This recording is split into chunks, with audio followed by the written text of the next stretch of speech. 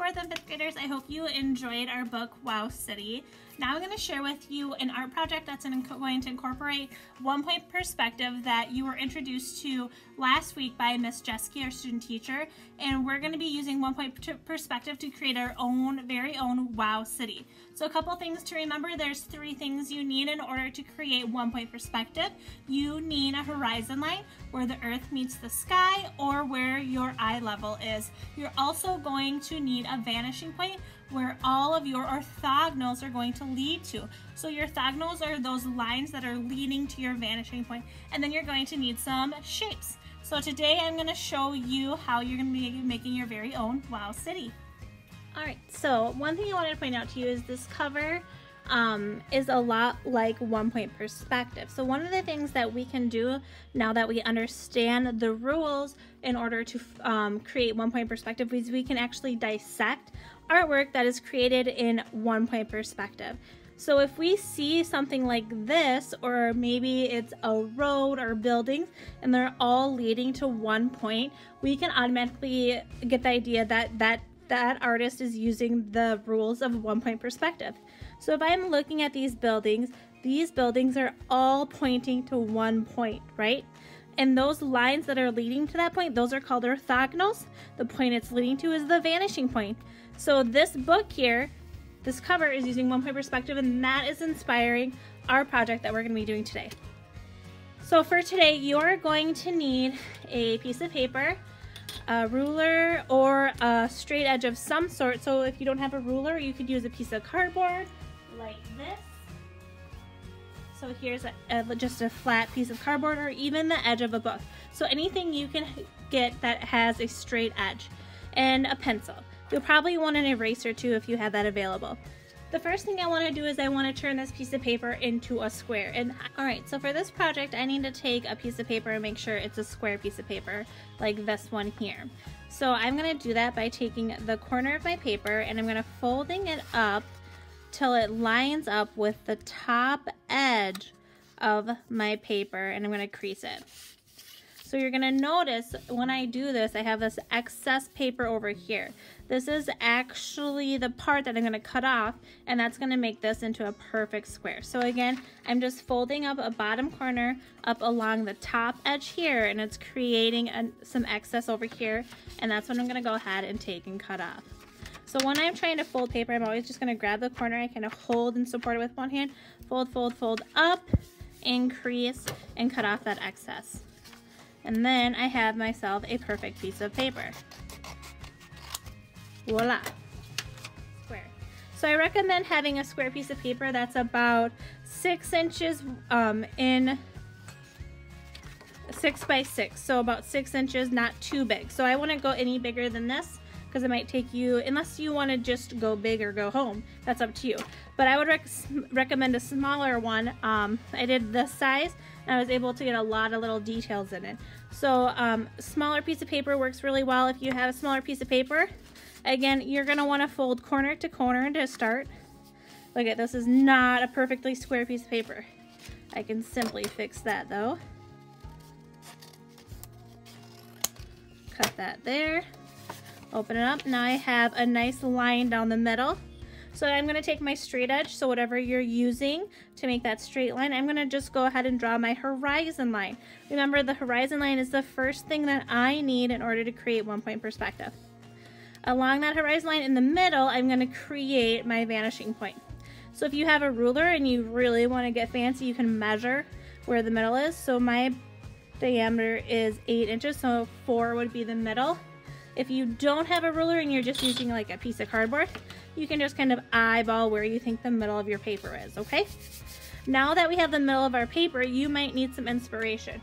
So if you look at the Flex Learning site, in addition to the link about the book and the link with this lesson, there is also a link that gave you a Pinterest page.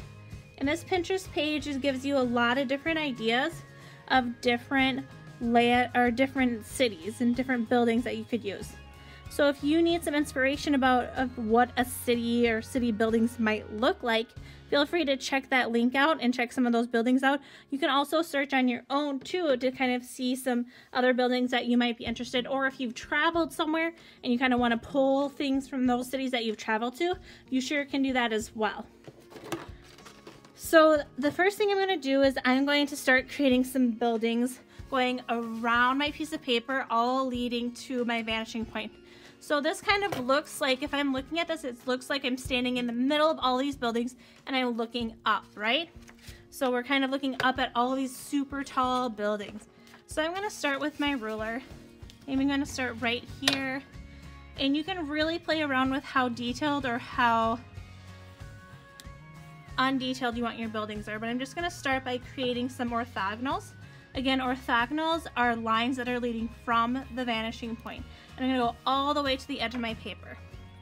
And then I'm going to create the top of my building by going up those orthogonals and just creating a nice straight line. And then I can erase the rest of it. So now I've created my first building. If I want, I can go all the way around and just create all my buildings. Or I can go into this building and create some detail into it. So maybe I want this building to be a little bit more detailed. Maybe it's gonna have a little thing at the top with a round window. And then maybe there's just gonna be windows coming down. So there's a couple different ways that you can draw some windows. And let me zoom in for this part so you can really, all right. So when you're drawing windows, you can do it just freehand. And you could start with just drawing a rectangle.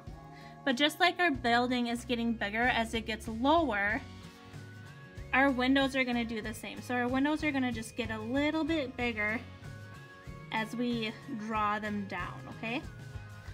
Or you can get a little bit more fancy and you can use your vanishing point to help you draw those windows if you want them a little bit more accurate. So if you want, you could just draw some additional lines.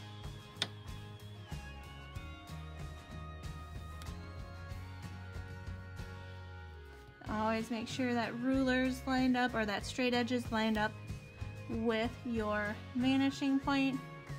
Always double check. All right, so now I have some areas here where I know I want my windows to be. All right, so then I can go ahead and create tops and bottoms of my windows by just creating some horizontal lines. I'm just going to keep going down my building here to create my windows. So the other thing you want to think about is the details that you would see on these buildings. Some skyscrapers are just really tall buildings, have really just basic windows. Some windows are really detailed. So you can even see in the book cover here how you can change the shape of windows and add some different details to them. So think about that and give some variety to your windows and to your shapes as you're working through your 1-point perspective here. So each level of windows I create is like a floor level. So depending on how tall you want your buildings, kind of keep that in mind as you're working your way down, okay? So now that I have my first building, I'm gonna go ahead and rotate, and I can either go right next door, or I can spread out my buildings a little bit and go a little bit further away.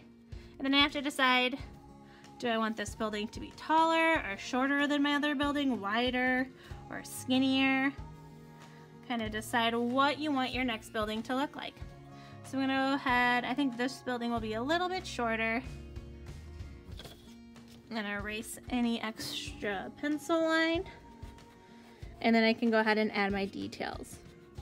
So you can always change up how the top of your building looks. So maybe this is gonna be more of like a house in the city instead of like an office building.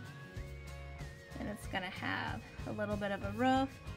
Maybe it's gonna have a chimney. And then it's gonna have rounded windows instead of regular ones.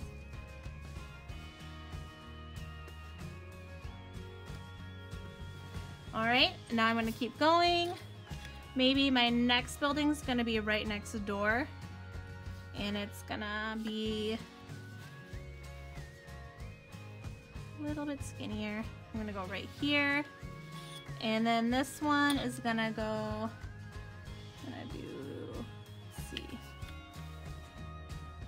right here and create the top of it. So I'm gonna just finish erasing that line.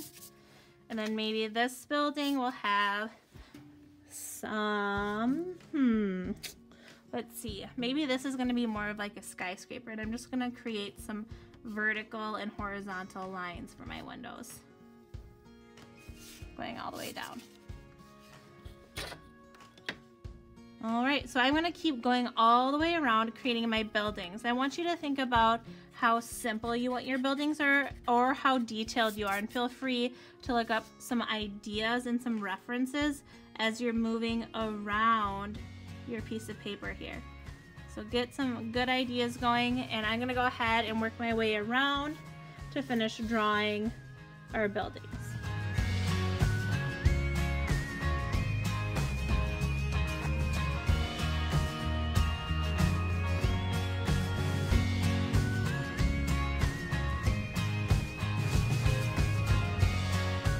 So I've gone all the way around my piece of paper, and I've added lots of buildings. All my buildings are a little bit different. I was really thinking, and I was referring to those reference pictures in that Pinterest page, and I was like, oh, I really like the top of that building. I'm gonna try to make that here. I really like the shape of those windows, so I'll try that here. And I really created a variety of buildings that are different heights as well. I really made sure that they really filled the page, just like a city feels like it's really close and those buildings are touching each other. So really fill up your page with lots and lots of buildings, but also really think about too, what do you want your city to look like? Maybe your city is a made-up city with really silly buildings. Maybe it's really stylized and you have a lot of different patterns and designs on your buildings. Maybe it's really simple and it's just a ton of skyscrapers. So really think about how you're going to make your city your own. And then also the biggest thing you want to focus on is making sure that the sides of the building are lined up with your vanishing point. So if you're moving along, and your buildings get a little wonky, make sure double line up your straight edge with the sides of those buildings and make sure that they're really lined up with that vanishing point, okay?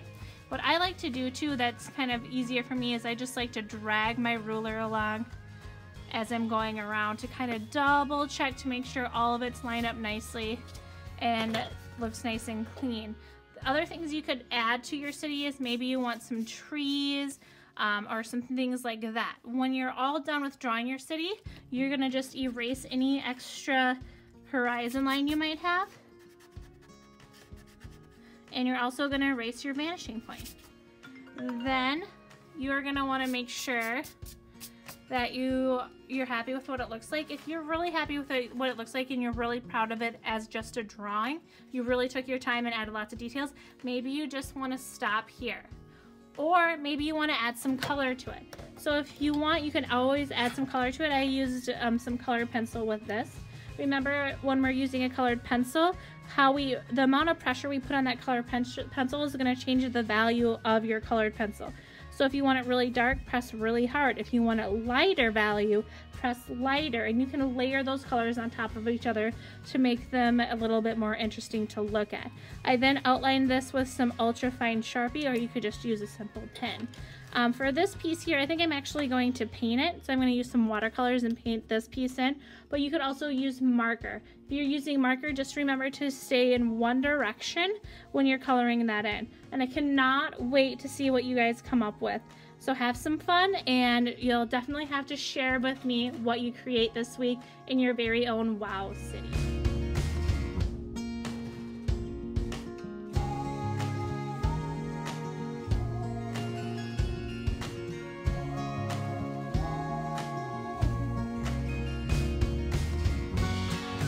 I just finished adding some color, and then I added some details with a different marker, but I cannot wait to see what you guys come up with this, and I can't wait to see how you guys take it in your own direction.